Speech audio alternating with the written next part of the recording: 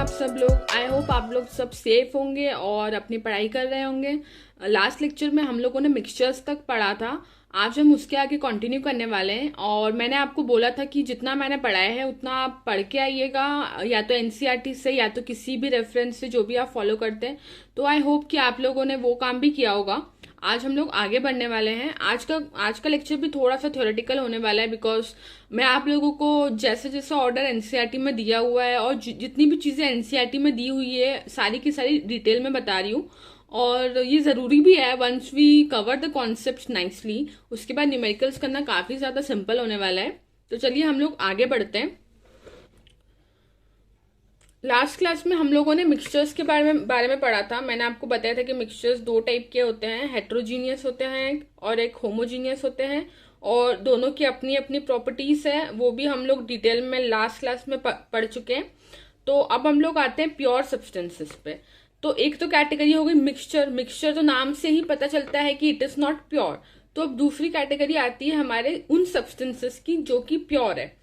तो मैं आपको डेफिनेशन पढ़ने के पहले मैं आपको थोड़ा सा कॉन्सेप्ट समझाना चाहती हूँ। डेफिनेशन हम लोग उसके बाद पढ़ते हैं। मैंने आपके लिए यहाँ पर दो एग्जाम्पल लिए हैं, एक मैंने लिया है गोल्ड और एक मैंने लिया है वाटर। अब किसी भी चीज की, चाहे वो दुनिया में कुछ भी हो, हम उसकी प्रॉपर्टीज, उसकी कैटेगरी हम कैसे डिसाइड करते हैं? हम देखते हैं कि उसका कॉन्स्टिट्यूएंट पार्टिकल क्या है। उसका कॉन्स्टिट्यूएंट पार्टिकल देखने के लिए हम उसके माइक्रोस्कोपिक और उससे भी काफी ज्यादा अंदर लेवल पर जाते हैं और देखते हैं कि उसका basic, the most basic building block क्या है। तो जब हमने वो गोल्ड के साथ करा तो हमें पता चला कि ये जो गोल्ड का एक एटम है एयू, ये इसका बिल्डिंग ब्लॉक है। एयू का जो एटम है वो बहुत सारे इनफाइनाइट, मतलब काफी बड़ा नंबर होता है, वो सारे के सारे मिलकर के गोल्ड का ब्लॉक बनाए हुए हैं। ऐसा हम लोगों ने गोल्ड के साथ नोटिस किया। वैसे ही हम लोग वाटर में गए तो हम लोगों ने वाटर में नोटिस किया कि वाटर का जो बिल्डिंग ब्लॉक है वो है H2O। अब देखो, अगर किसी चीज के बिल्डिंग ब्लॉक को आप डिस्ट्रॉय करते हो तो वो चीज भी डिस्ट्रॉय हो जाती है। अगर आप एयू के एटम को डिस्ट्रॉय करोगे, डिस्ट्रॉय इन द सेंस कि आप जैसे कि एयू के अंदर, एयू का जो एटम होता है उसके अंदर एक न्यूक्लियस होता है जिसके अंदर प्रोटॉन्स होते हैं। तो अगर आप जैसे कोई सी भी केमिकल रिएक्शन, जैसे कि आप इसके न्यूक्लियस पे कुछ बॉम्बार्ड कर रहे हो, न्यूक्लियस को ब्रेक करवा रहे हो, ऐसा कुछ करवा रहे हो, तो क्या होगा, आपका ये एयू का एटम डिस्ट्रॉय हो जाएगा। तो इससे एयू भी अपनी प्रॉपर्टीज खो देगा एंड इट विल बी एयू नो मोर। ये आपका फिर गोल्ड का ब्लॉक नहीं बचेगा। तो हम लोग किसी भी चीज की प्रॉपर्टीज पढ़ने के लिए सबसे पहले उसके बेसिक लेवल पे जाते हैं, और जो भी उसका बेसिक बिल्डिंग ब्लॉक होता है वो उसकी प्रॉपर्टीज उसके कारण होती है। अगर आप उस बेसिक बिल्डिंग ब्लॉक को ही खत्म कर दोगे तो वो चीज भी खत्म हो जाएगी। जैसे यहाँ पर ये जो वाटर है, तो मैं आपको बता दूं, सबको पता होगा कि वाटर H2 और O2 से बनता है। अगर आप वाटर को डिस्ट्रॉय कर करके इसको वापस से H2 और O2 में रिस्टोर करोगे तो वो वाटर नहीं बचेगा। और एक और इंटरेस्टिंग चीज कि H2 और O2 के मिलने से वाटर बनता है, पर वाटर दोनों से डिफरेंट होता है। देखो मैं आपको एग्जांपल देती हूँ। ऑक्सीजन जो है वो कंबस्टन को सपोर्ट करती है। ऑक्सीजन, अगर कहीं पर आग लग रही है और अगर वहां पर ऑक्सीजन की कमी है तो आग बुझ जाएगी। वैसी हाइड्रोजन जो होती है वो हाईली इन्फ्लेमेबल गैस होती है। अगर आप थोड़ी सी भी उसको फायर के कांटेक्ट में लेके आओगे तो वो एकदम से आग लगा देगी। पर उसके ही अपोजिट वाटर जो होता है वो आग को बुझाने के काम आता है। तो आप देखिए, वाटर H2 और O2 से तो बना है पर उसकी प्रॉपर्टीज टोटली डिफरेंट है। मतलब हम लोग क्या बोल सकते हैं कि ये जो वाटर का ये जो मॉलिक्यूल है ये इसका बिल्डिंग ब्लॉक है, और इसकी जितनी भी प्रॉपर्टीज है वो सिर्फ H2 के कारण नहीं है, सिर्फ O2 के कारण नहीं है, वो इसके कारण है क्योंकि यहाँ पर ये बना हुआ है। तो हम लोगों ने दो चीजें नोटिस की कि हम लोगों ने दो चीजों को पहले स्टडी में लिया। एक था हमारा गोल्ड का ये ब्लॉक, एक हमने गोल्ड के ब्लॉक को स्टडी में लिया और एक हमने वाटर को स्टडी में लिया। हम लोगों को यहाँ से एक चीज तो क्लियर हो गई कि जो गोल्ड का ब्लॉक है उसके अंदर एयू है बहुत सारे। मतलब आपको हर जगह उसमें एयू के एटम्स ही दिखने वाले हैं। मतलब एयू मतलब कि गोल्ड, पहले मैं ये बता देती हूँ, एयू मतलब कि गोल्ड, आई थिंक सबको पता होगा। तो हमको हर जगह गोल्ड के एटम्स ही दिखने वाले हैं, हम लोग कहीं भी जाएं। वैसे ही हमको वाटर के अंदर हम लोग कहीं भी जाएं हमको वाटर के मॉलिक्यूल्स ही दिखने वाले हैं। तो हमको दो चीज समझ आती है कि ये है तो ये कि ये है तो प्योर सब्सटेंस, ये भी एक प्योर सब्सटेंस है। क्योंकि देखो मिक्सचर में क्या हो रहा था, जैसे कि अगर वाटर का और शुगर का मिक्सचर है तो आपको उसमें शुगर भी देखने को मिल रही थी, आपको उसमें वाटर भी देखने को मिल रहा था। पर इसमें ऐसा नहीं है, इसमें आप कहीं भी जा रहे हो आपको सेम टाइप की चीजें देखने को मिल रही है।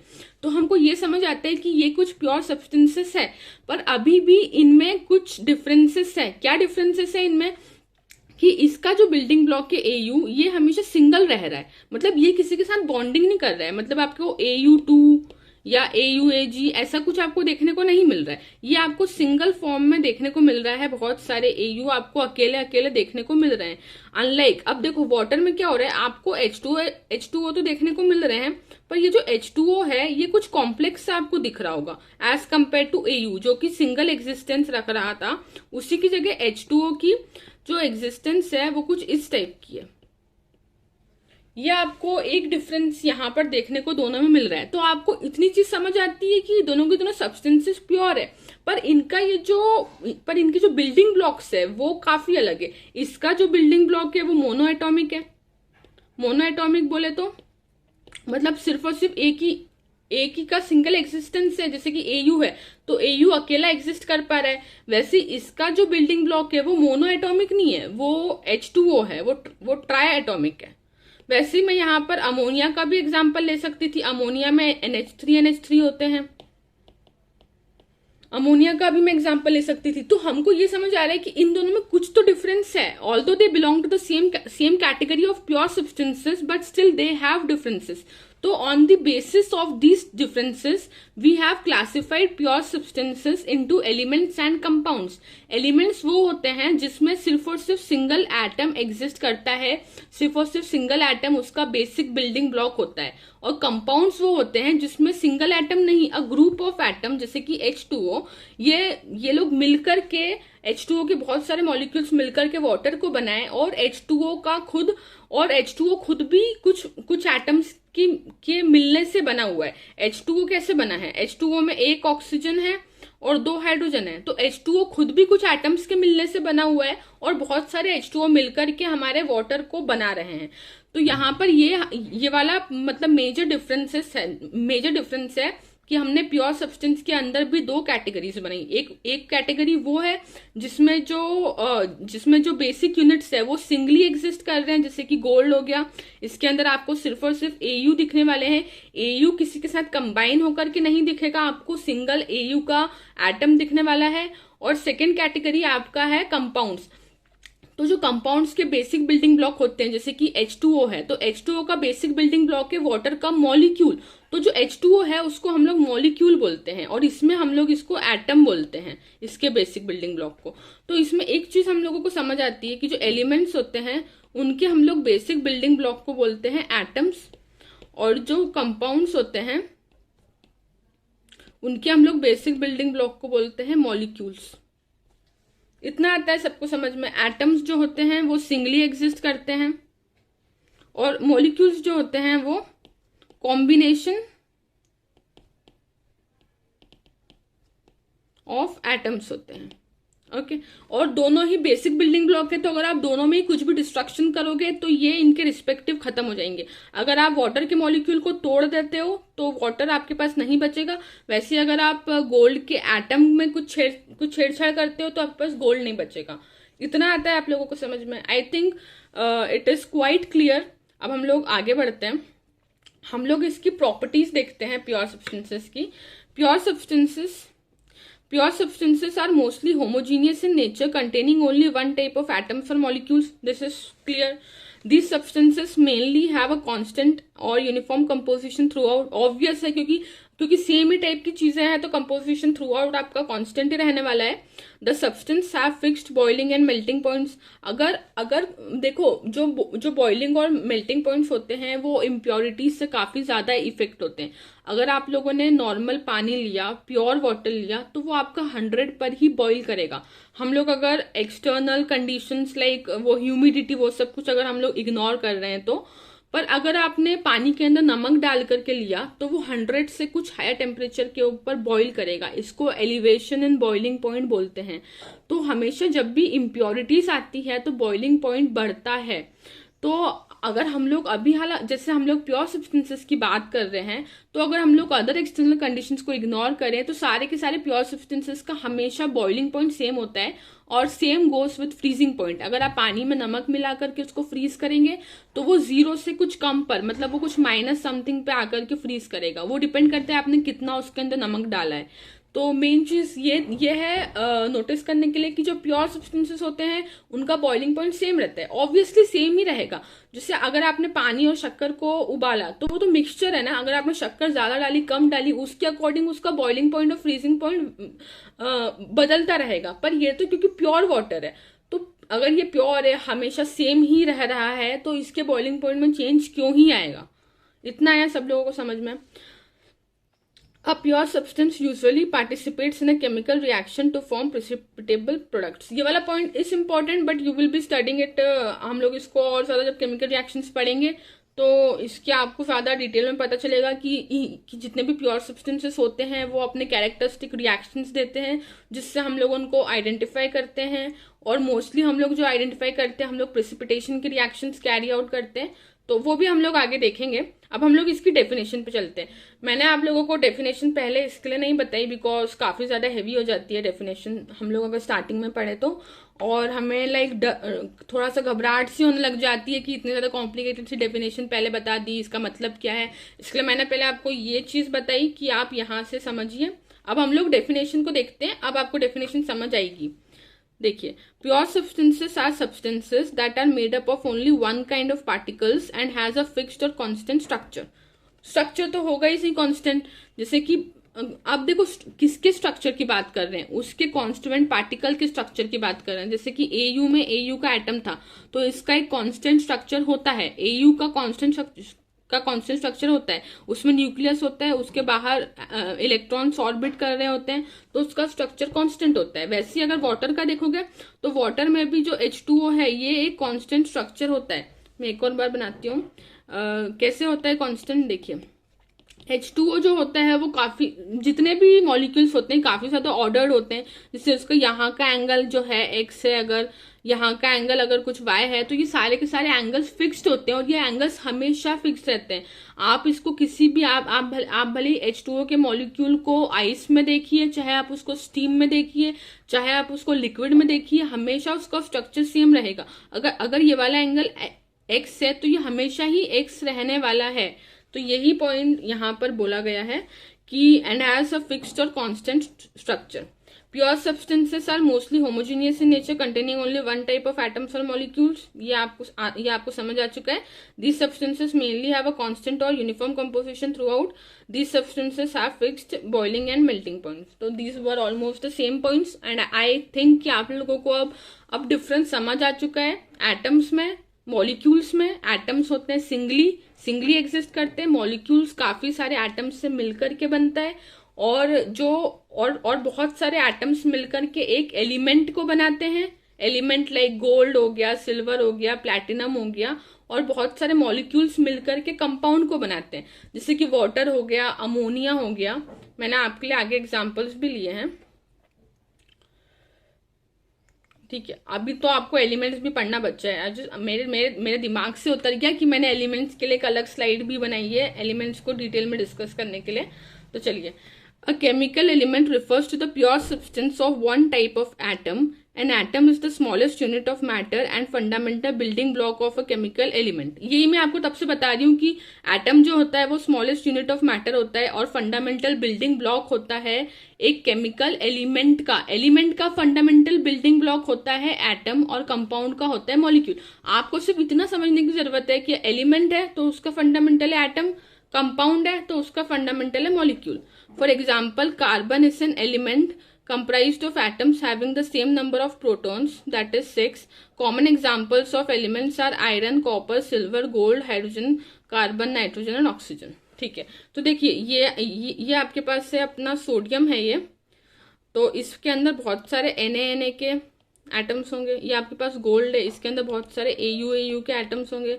ये आपके पास कैल्शियम है, इसके अंदर बहुत सारे Ca के एटम्स होंगे। अब देखिए यहाँ पर वही कॉमन चीज आपको देखने को मिल रही है कि अगर Na है तो Na भी अपना सिंगली एग्जिस्ट कर रहा है, बहुत सारे एटम्स मिलकर के Na का बड़ा सा ब्लॉक बना रहे हैं। वैसे ही गोल्ड भी सिंगली एग्जिस्ट कर रहा है, गोल्ड के एटम्स अकेले एग्जिस्ट कर रहे हैं और बहुत सारे मिलकर के एक गोल्ड का ब्लॉक बना रहे हैं। वैसे ही कैल्शियम के साथ हो रहा है। तो ये सारे के सारे एलिमेंट्स की कैटेगरी में आते हैं जिनके बिल्डिंग ब्लॉक्स एटम्स होते हैं। अब हम लोग नेक्स्ट पे जाते हैं जो कि कंपाउंड्स है। तो कंपाउंड्स में क्या होते हैं? Compounds is a material form by chemically bonding between two और मोर केमिकल एलिमेंट्स। जैसे कि वाटर है तो देखो वाटर में क्या होता है, एक आता है ऑक्सीजन। ऑक्सीजन अपने एटम्स को शेयर करता है हाइड्रोजन के साथ। या आपने लुईस डॉट स्ट्रक्चर्स पढ़े होंगे, क्लास 10th में भी लुईस डॉट स्ट्रक्चर्स होते हैं, तो ये सबको आता होगा कि ये कैसे बना है। तो ये इस टाइप से दो अलग अलग टाइप के एलिमेंट्स कंबाइन करे और उन्होंने एक नया स्पीशी बनाया जिसको एक मॉलिक्यूल बोलते हैं। और ऐसे बहुत सारे मॉलिक्यूल ने मिलकर के वाटर को बनाया। या आप लोग जैसे अमोनिया का एग्जाम्पल लेंगे तो अमोनिया कुछ इस टाइप का होता है। बहुत सारे एग्जाम्पल्स है, जैसे कि अमोनिया हो गया, जैसे कि क्लोरीन हो गया। तो क्लोरीन भी हमेशा दो एग्जिस्ट करते हैं एक साथ, अकेला एग्जिस्ट नहीं करता है क्लोरीन। हमेशा क्लोरीन भी दो एग्जिस्ट करते हैं, फ्लोरीन भी हमेशा दो एग्जिस्ट करते हैं। उसके बाद आपका ओजोन जो होती है, ओजोन भी आपकी 3 में एग्जिस्ट करती है, जिसको हम लोग O3 बोलते हैं। तो इस हिसाब से ये सारे के सारे होते हैं कंपाउंड्स। तो अब आई गेस आप लोगों को कंपाउंड समझ आ चुका है। तो हम लोगों ने एलिमेंट्स कवर किया और कंपाउंड्स कवर किया। यहाँ पर आपको एग्जांपल्स भी दिए हुए हैं, वाटर, अमोनिया और क्लोरीन, और इनके लुईस डॉट स्ट्रक्चर्स भी बने हुए हैं, वो आप लोग देख सकते हैं और आप लोगों को ये रेफरेंसेस में भी मिल जाएंगे आसानी से। अब हम लोग इससे आगे बढ़ते हैं। मैंने आपके लिए कुछ कंपाउंड्स के एग्जाम्पल्स भी लिए थे, जैसे कि ये आपका हो गया ग्लूकोज। ग्लूकोज का देखिए कितना बड़ा सा मॉलिक्यूल होता है। ये जो हम लोगों को प्लांट से मिलता है, इसका काफी बड़ा सा मॉलिक्यूल होता है। इसका C6H12O6 होता है। तो it can be of any size, पर मेन चीज ये है कि जो C6H12O6 है, ये ही इसका कंपोजिशन होना चाहिए। अगर इसके कंपोजिशन में छेड़छाड़ करी तो वो ग्लूकोज नहीं बचेगा, कुछ और ही बन जाएगा वो। तो यहाँ पर जो हमारे कंपाउंड्स होते हैं उनका मेन एसेंस यही होता है कि जो मॉलिक्यूल्स है उनका हमेशा कंपोजिशन सेम रहे। जैसे कि H2O है तो हमेशा H2O रहे, अमोनिया है तो हमेशा NH3 ही रहे, वैसे ही ग्लूकोज है तो हमेशा C6H12O6 ही रहे। ये आपका आयोडीन है। आयोडीन ऐसे कुछ ऐसे डार्क ब्लू सा वो होता है, सॉलिड टाइप। तो ये आपका आयोडीन है। ये आपका ब्रोमीन है। ब्रोमीन आपकी ब्राउन कलर्ड गैस होती है, डार्क ब्राउन गैस होती है। ये आपका अमोनिया है NH3, और ये आपका द वेरी ओन वाटर है। ठीक है, इतना आता है आप लोगों को समझ में। तो I think I have spend a lot of time explaining you about elements and compounds and this was very much obvious also. बहुत सारे लोग इसको 9th-10th में पढ़ चुके हैं, but still I gave it more time because there are many of you who just have started to study and they must not feel like कि हम लोगों के लिए कुछ नहीं है। दीदी ने तो बहुत ज्यादा स्पीड में डायरेक्टली प्रॉपर्टीज पे चली गई, डायरेक्टली क्वेश्चंस करवाने लग गई। इसीलिए तो स्टार्टिंग लेक्चर्स मैं काफी ज्यादा स्लो ले रही हूँ, ताकि जितने भी लोग अभी पढ़ना स्टार्ट हुए हैं वो लोग भी अपने आप को थोड़ा सा कंफर्टेबल कर सके और थोड़ा सा वो भी फ्लो में आ सके। तो जिन लोगों को आता है इट्स वेल एंड गुड, और जिन लोगों को नहीं आता है वो आप लोग समझने की कोशिश कीजिए। चलिए अब आगे बढ़ते हैं।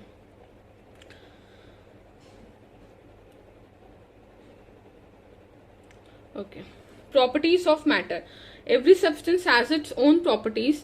तो अब देखिए हम लोगों ने मैटर के बारे में पढ़ लिया, तो किसी भी चीज के बारे में हम लोग और ज्यादा डिटेल में अगर पढ़ना चाहते हैं तो हम उसकी फिजिकल प्रॉपर्टीज और उसकी केमिकल प्रॉपर्टीज पर ध्यान देते हैं। तो physical properties can be observe without changing the identity और composition. Example colour, odour, melting point, boiling point extra.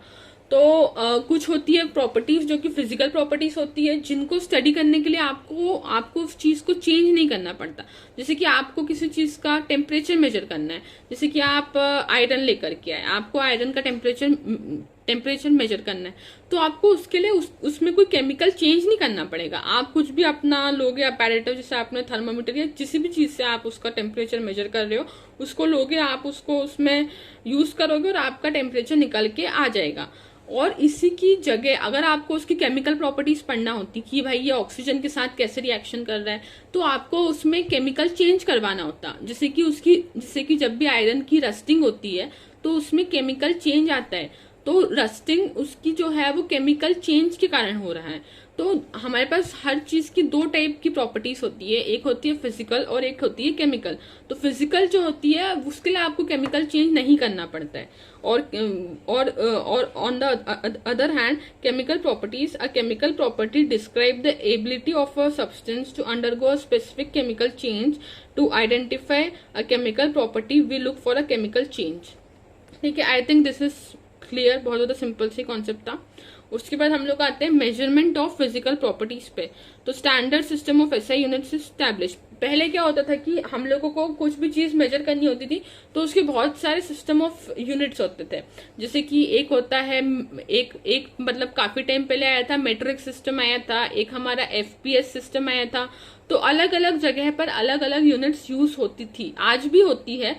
पर टू स्टैंडर्डाइज एवरीथिंग, इंटरनेशनल जो है हम लोगों का जो इंटरनेशनल बॉडी है उन लोगों ने एसआई यूनिट्स दिए हम लोगों को, जो कि through out the globe same है। तो अब जो भी मतलब स्टैंडर्ड चीजें होती है, इनफैक्ट जो भी हम लोग पढ़ते हैं वो सारी की सारी चीजें हम लोग एसआई में ही मेजर करते हैं।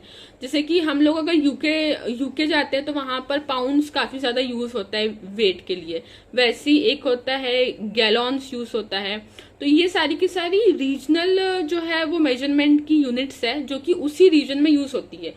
और एसआई जो है वो स्टैंडर्ड है, वो through out the globe use होती है। तो जो एसआई यूनिट्स है वो काफी ज्यादा काम की है। एसआई ने हमको 7 फंडामेंटल यूनिट्स दी है।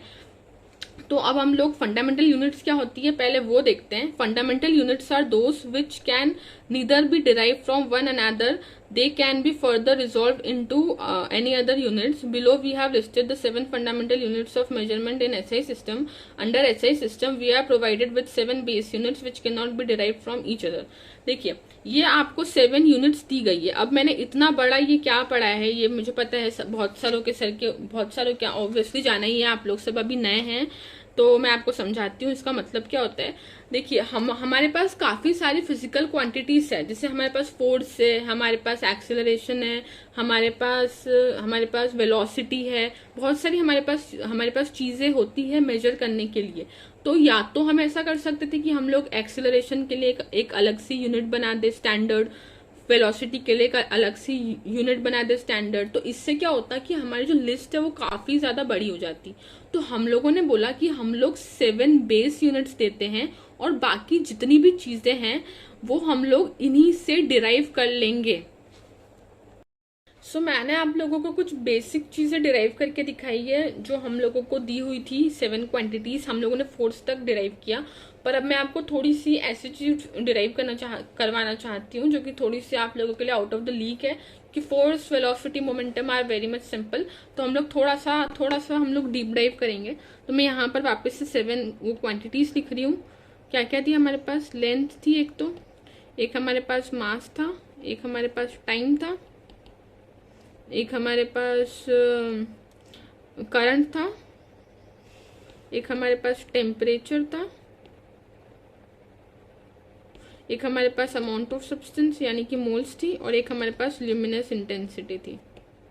इसके लिए हम लोग एल यूज करते हैं, इसके लिए हम लोग एम यूज करते हैं। यहाँ पर हम लोग स्मॉल टी, यहाँ पर हम लोग ले लेते हैं ए एम्पियर्स। टेम्परेचर के लिए हम लोग केल्विन्स लेते हैं।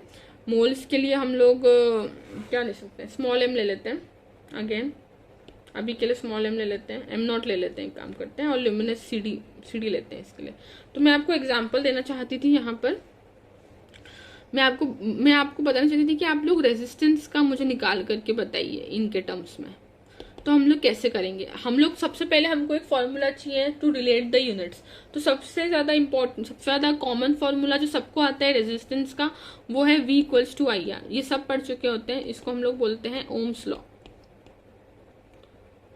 तो मुझे डायरेक्टली मिल रहा है, तो आई को मैं ए पहले लिख देती हूँ क्योंकि आई मुझे डायरेक्टली यहाँ से मिल रहा है करंट। ठीक है, रेजिस्टेंस मुझे निकालना है, मैं इसको फॉर टाइम बिंग आर मान लेती हूँ। अब मुझे वोल्टेज को थोड़ा सा मॉडिफाई करना पड़ेगा। तो हम लोग पढ़ते हैं कि वोल्टेज होता क्या है? वोल्टेज होता है वर्क डन अपॉन चार्ज। ठीक है, अब देखो वर्क डन क्या होता है? Force into displacement upon charge equals to A into R. अब देखो फोर्स क्या होता है, mass into acceleration, mass into acceleration. और हम लोग चार्ज को कैसे लिख सकते हैं, Q/T होता है current, charge per unit time होता है करंट, तो चार्ज को लिख दो A इंटू टी। देखो हम लोगों ने चार्ज को क्यों लिखा है, क्योंकि चार्ज के लिए यहाँ पे कुछ भी स्टैंडर्ड हम लोगों को नहीं मिल रहा है। हमारे पास ए के लिए स्टैंडर्ड है, टी के लिए स्टैंडर्ड है, तो हम लोगों ने चार्ज को भी ए और टी के टर्म्स में कन्वर्ट किया है। ठीक है, फिर उसके बाद जो ए है उसको एज इट इज रहने दो और यहाँ पे लिख दो आर। अब देखो मास तो है ही सही एम, एक्सेलरेशन को लिख दो डिस्टेंस पर सेकेंड स्क्वायर,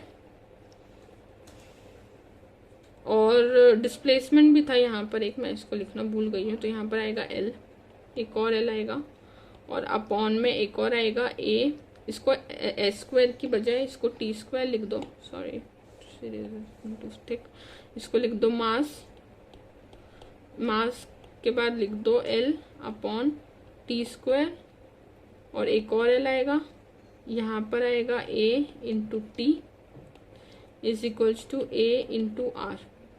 तो अगर आप ए को भी यहाँ पर लेकर के आ जाते हैं तो आपके पास एक कॉम्प्लिकेटेड सा वो दिखेगा एक्सप्रेशन, और वो आपके पास रेजिस्टेंस की यूनिट्स होगी।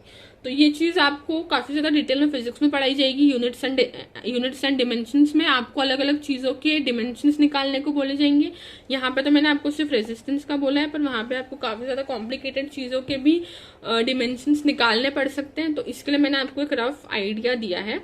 अब हम लोग आते हैं हमारे टॉपिक पे जो हम लोग कर रहे थे। ठीक है, तो मैंने आपको ये 7 यूनिट्स के बारे में बताया। इन 7 यूनिट्स से हम लोग किसी भी यूनिट्स को निकाल सकते हैं। This was the main essence of everything. मैंने आपको निकाल के भी दिखाई, मैंने आपको रेजिस्टेंस भी निकाल के दिखाया, जो शायद थोड़ा सा कॉम्प्लिकेटेड था, बट आप लोगों को ये चीजें आ जाएगी once you read the units and dimensions chapter of physics. ठीक है, उसके बाद हम लोग आते हैं मास और वेट के ऊपर। तो देखिए बहुत सारे लोग समझते हैं कि मास और weight one and the same thing है। आप लोगों को लगता है कोई मोटा है तो उसका वेट भी ज्यादा होगा, तो मास और वेट का ऐसा कुछ भी रिलेशन नहीं है कि अगर कोई मोटा है तो उसका वेट ज्यादा होगा। मास क्या होता है, mass is the actual amount of matter present in the body. On the other hand weight is the force exerted by gravity. तो देखो डिफरेंस समझो, अगर आप लोग अर्थ पे हैं और आपका वेट, आपका जैसे कि मास है 5 kg, तो आपका अर्थ के ऊपर वेट कितना होगा, 5 into acceleration due to earth which is G, यानी कि जी को हम लोग अप्रोक्सीमेटली 10 मान लेते हैं, तो वो हो जाएगा 5 इंटू 10 यानी कि 50 न्यूटन्स के हो आप अर्थ के ऊपर। पर वहीं अगर आप मून पे जाते हो तो मून के ऊपर ग्रेविटी 1/6 होती है अर्थ के, तो वो आपका वेट क्या हो जाएगा 5 इंटू 10/6, तो आपका वेट 50/6 हो जाएगा। आप काफी ज्यादा लाइट हो जाओगे अगर आप मून पे जाते हो तो, बट आपका मास सेम रहेगा। मास का आपके वेट में क्या चेंज आ रहा है उससे कोई डिफरेंस नहीं होता है। नहीं तो क्या होता, जैसे कि साइंटिस्ट लोग जाते हैं, जैसे कि एस्ट्रोनॉट्स जाते हैं स्पेस में जाते हैं, तो वहां पर तो कुछ भी ग्रेविटी नहीं होती है, उन लोगों का वेट काफी ज्यादा कम हो जाता है, ऑलमोस्ट नेग्लिजिबल हो जाता है। तो जब वो वापस अर्थ पे आते हैं तो तब भी उनको वेटलेस ही होना चाहिए। अगर उससे मास में कोई चेंज आता, अगर स्पेस में जाने से उन लोगों का जो वेट कम हो जाता है, अगर उससे मास में कोई चेंज आता, तो जब वो अर्थ पे वापस आते हैं तो उनका मास तो काफी ज्यादा कम हो जाना चाहिए। अगर आपको ऐसा लगता है कि मास से ही वेट है, तो ऐसा नहीं होता है। वो लोग अर्थ पे आते हैं, वापस से उनका वेट नॉर्मल हो जाता है जो उनका पहले था। अगर कोई जैसे कि 80 किलो का एस्ट्रोनॉट गया है स्पेस में, तो स्पेस में वो चाहे कितना ही हल्का हो चुका हो, वो वापस से अर्थ पर आएगा तो वो वापस से 80 किलो का हो जाएगा। तो मैं आपको ये चीज समझाना चाहती हूँ कि मास जो है वो तो हमेशा कांस्टेंट ही रहेगा। Mass can never be destroyed and never be created. Mass हमेशा कांस्टेंट ही रहेगा, आप कहीं पर भी जाओ। वो तो जो आपका वेट है, और वेट आपका किस चीज पे डिपेंड करता है, जो आप जिस प्लैनेट पे हो उसका जो जी है, उसकी जो ग्रेविटेशनल फील्ड है वो आप पे कितना फोर्स लगा रही है, उस पे आपका वेट डिपेंड करता है। तो आपका वेट कीप्स ऑन चेंजिंग। ये वाली अगर आप पिक्चर देखोगे तो ये जो एस्ट्रोनॉट है ये पहले अर्थ पे था, इसका मास 120 kg था। ये मून पर गया, यहाँ पर भी इसका मास 120 kg ही है, पर यहाँ पर इसका वेट था 120 इंटू 10, यानी कि ये यहाँ पर 1200 न्यूटन का था। वहीं जब ये मून पर गया तो इसका कितना हो गया 120 इंटू 10/6, क्योंकि बाय 6 होती है। तो अगर आप बाय 6 देखोगे तो ये 6 जो है ये इसको 20 टाइम्स ले लेगा, तो यहाँ पर उसका वेट हो जाएगा 200 न्यूटन। तो आप लोग डिफरेंस समझ रहे हो, यहाँ पे ये 1200 न्यूटन का था, यहाँ पर ये 200 न्यूटन का हो गया, बट उसका मास उतना ही 120 केजी। जब ये मून से घूम फिर के वापस से अर्थ पे आ जाएगा तब ये फिर से 120 का ही मतलब इसका जो है ये वेट 1200 ही करस्पॉन्ड करेगा। बस उसका ये जो वेट में जो डिफरेंस आ रहा था वो due to the change in gravitational field by the 2 planets था। जैसे ही एस्ट्रोनॉट्स जाते हैं स्पेस में तो उन लोगों को वेटलेसनेस हो जाती है, बट उनका मास सेम ही रहता है। उसके बाद हम लोग आते हैं, हम लोग इनकी कुछ डिटेल में हम इनको देख लेते हैं मास और वेट को। Weight is the effect of gravity and therefore we describe weight with the formula W equals to mg। m क्या है मास और g क्या है ग्रेविटी उस प्लैनेट के कारण। अभी तो अर्थ पे ही काफी ज्यादा ऐसी जगह बन चुकी है जहां पर आपको लाइक नो ग्रेविटी वाली फील देते हैं वो लोग।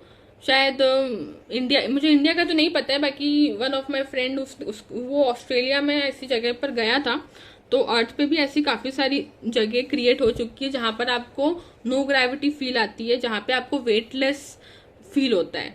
उसके बाद the unit of measurement of weight is force, the SI unit of which is Newton. For example, an object that has mass of 50 kg experiences a gravitational force that is weight which is equals to 50 into 9.8 that is 490 Newton. यही मैं आपको सबसे बता रही थी कि अगर किसी का मास 50 है तो अर्थ पे उसका वेट होगा 50 into 9.8। अगर वो मून पे जाता है तो 50 into 9.8/6 होगा। अगर वो जुपिटर पे जाता है तो जुपिटर की ग्रेविटी ज्यादा होती है तो वो शायद 50 into 9.8 से भी उसका वेट ज्यादा है। तो वो डिपेंड करता है कि वो कौन से प्लैनेट पे जा रहा है।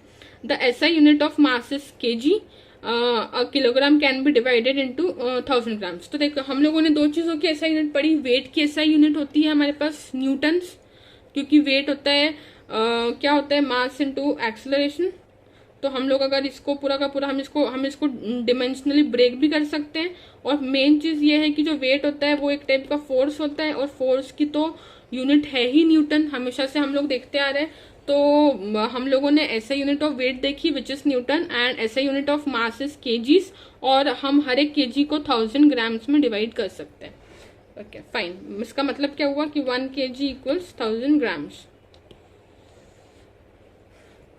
अब हम लोग आते हैं अगली प्रॉपर्टी पे, अगली मेजरेबल प्रॉपर्टीज। अभी हम लोग क्या पढ़ रहे हैं, वो वाली प्रॉपर्टीज जिनको हम लोग मेजर कर सकते हैं। पहले हमने पढ़ी मास, वेट, अब हम लोग आते हैं वॉल्यूम के ऊपर। तो वॉल्यूम क्या होती है, volume is the space occupied by any object, या फिर उसकी कैपेसिटी। जैसे कि अगर कुछ खाली डिब्बा है तो उसकी कितनी कैपेसिटी है उसके अंदर चीज लेने की। तो हम लोग पहले डेफिनेशन पढ़ते हैं। Volume is a mathematical quantity that shows the amount of 3-dimensional space occupied by an object. Volume is also termed as capacity. This one is very much obvious, intuitive है काफी ज्यादा।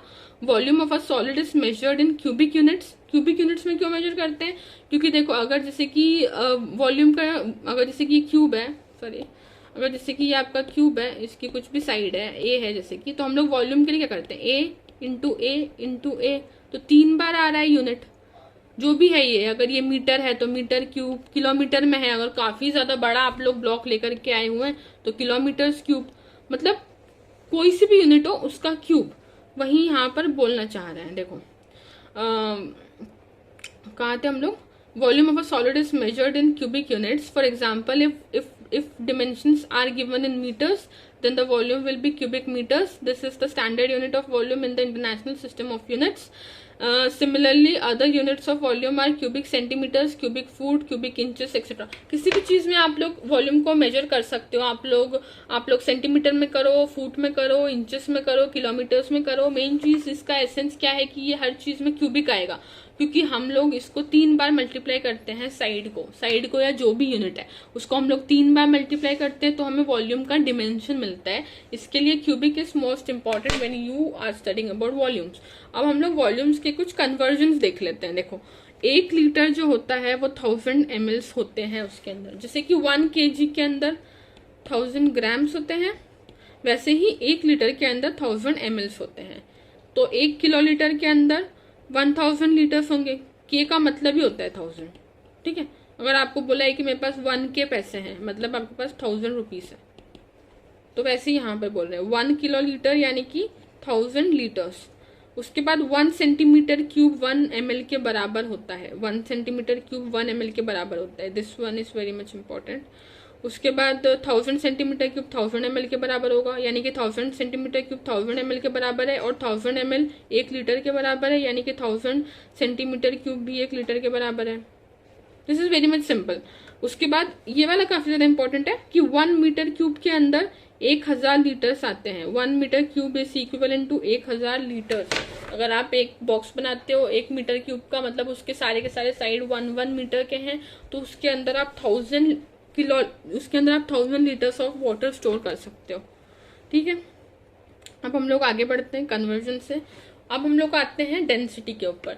तो डेंसिटी आप लोग सब हमेशा से ही पढ़ते आ रहे हैं। डेंसिटी किसी भी सब्सटेंस की डेंसनेस को बताती है।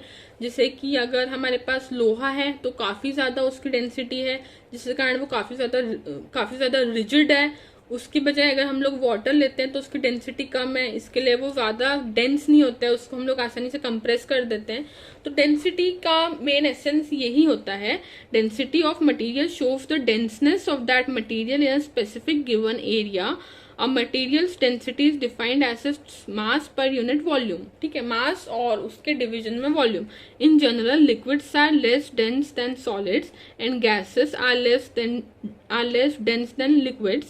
This is due to the fact that solids have densely packed particles. Liquids are materials where particles can slide around one another, and gases have particles that are free to move all over the place. Iron, platinum and lead are examples of dense materials, ठीक है। तो ये जो मैंने जितना भी पढ़ा है वो वही चीज़ है जो मैंने बोली है कि सॉलिड सबसे ज़्यादा डेंस होते हैं, लिक्विड्स थोड़े से कम होते हैं, और गैसेस और भी कम होती है। उसके बाद मैंने आपको 3 एग्जांपल्स दिए जो कि काफ़ी ज़्यादा डेंस है, जो कि सॉलिड्स है, जो कि मेटल्स है, जो कि है आयरन, प्लैटिनम और लेड।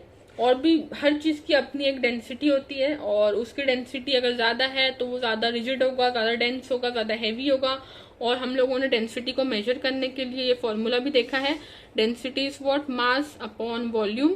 और मास की ऐसा यूनिट होती है केजीज, मास की ऐसा यूनिट्स होती है केजीज, और वॉल्यूम की होती है मीटर क्यूब्स। तो ये है हमारे पास डेंसिटी का मेजरमेंट फॉर्मूला। और हम लोग डेंसिटी को रो से भी डिनोट करते हैं, तो ये भी मैंने लिख दिया है, डेंसिटी को हम लोग रो से भी डिनोट करते हैं, which is mass upon volume. और हम लोग इसको अलग अलग यूनिट्स में कन्वर्ट भी कर सकते हैं। आप लोग केजी पर मीटर क्यूब को ग्राम्स पर सेंटीमीटर क्यूब में भी कन्वर्ट कर सकते हैं, बस आपको कन्वर्जन आने चाहिए, मेन चीज ये है, ठीक है। उसके बाद हम लोग हमारे लास्ट टॉपिक पे आते हैं, विच इज टेम्परेचर। तो अगर मैं आपसे इन द फर्स्ट प्लेस पूछूं कि टेम्परेचर क्या होता है, तो बहुत सारे बच्चे बोलेंगे कि temperature is the amount of heat stored in the body. तो मैं सबको बता दूं कि टेम्परेचर का हीट से कोई लेना देना नहीं होता है। Temperature is just the degree of hotness और कोल्डनेस ऑफ द बॉडी।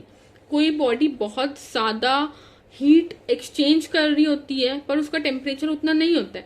वो हो सकता है किसी भी रिएक्शन में किसी एक पार्टिकल के पास काफी ज्यादा हीट आई पर उसने उसको रखा नहीं, उसने उसको ट्रांसफर कर दिया।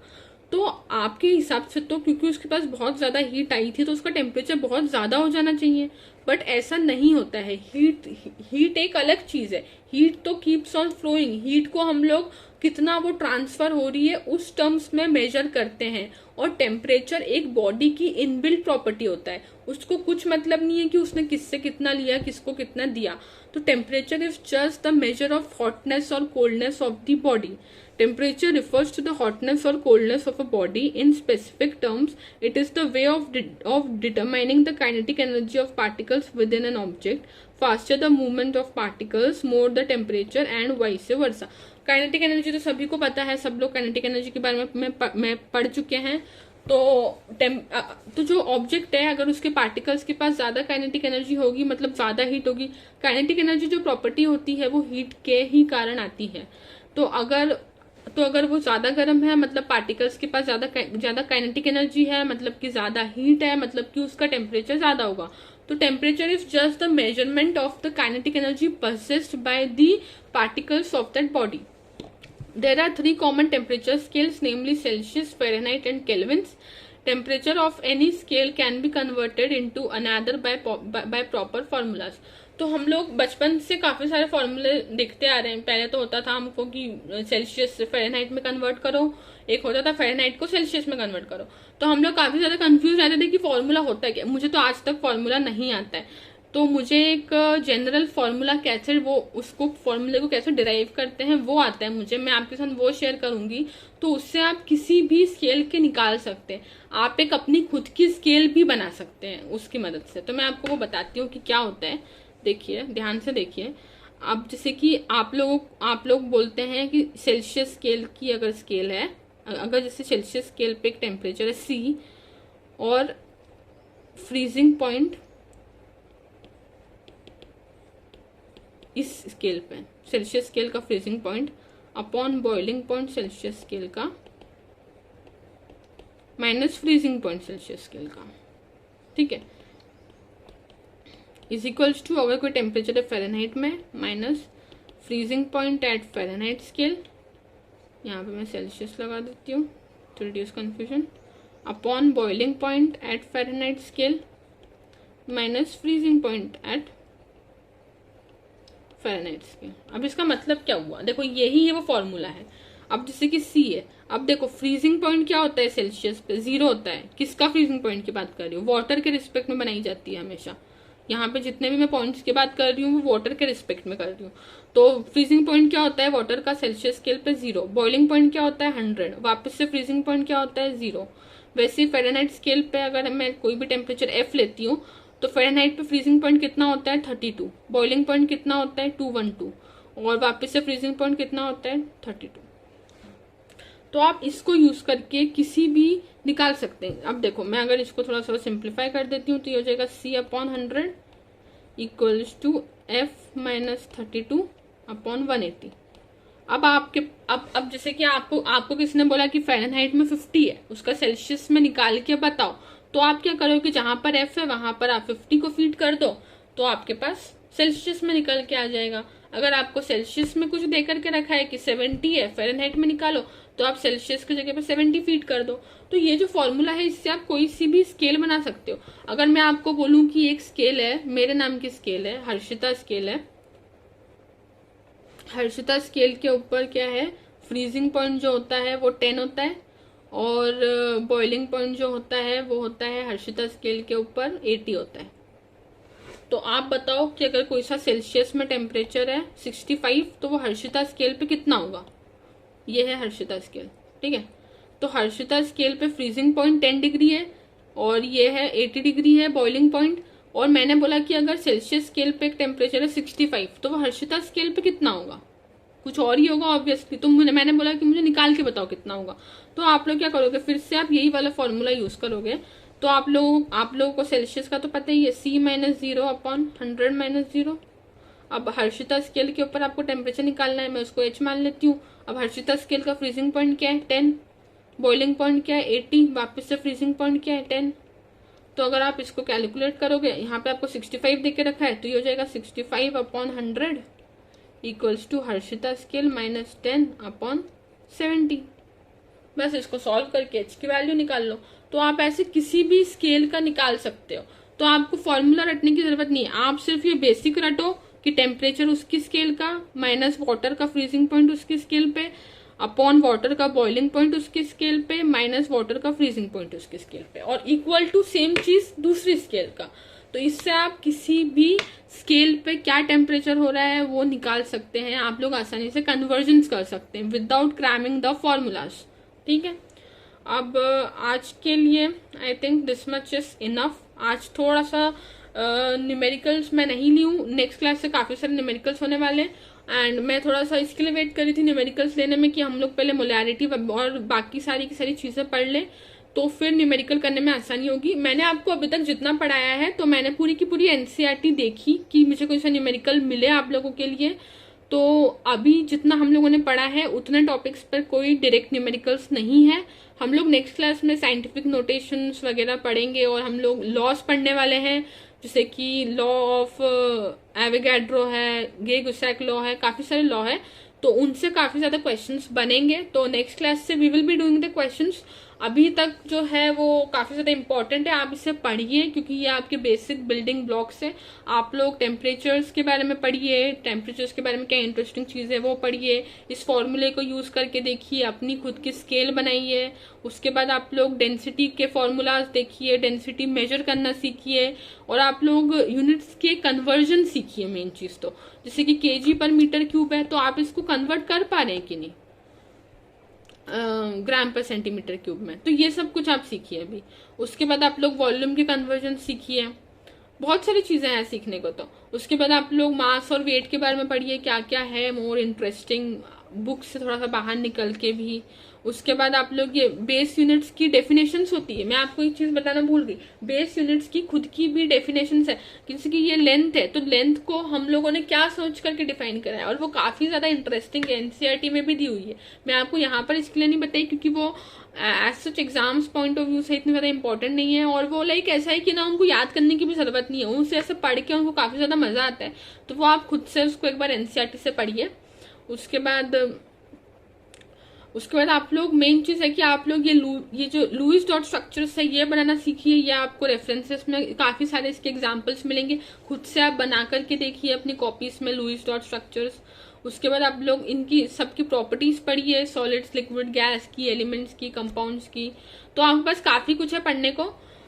तो हम लोग नेक्स्ट क्लास में मिलते हैं। आई थिंक आपकी नेक्स्ट क्लास आज से 2 दिन बाद होगी। तो आज आपके पास एक लेक्चर आया है, अभी से 2 दिन बाद आपके पास एक और लेक्चर आएगा। तब तक you have enough time to study all this, क्योंकि इसके बाद हम लोग न्यूमेरिकल्स करने वाले हैं। तो न्यूमेरिकल्स में आपको ज़्यादा दिमाग लगाना है, तो आप लोग अपने बेसिक्स अभी से क्लियर कर लीजिए। सो बाय बाय गाइस।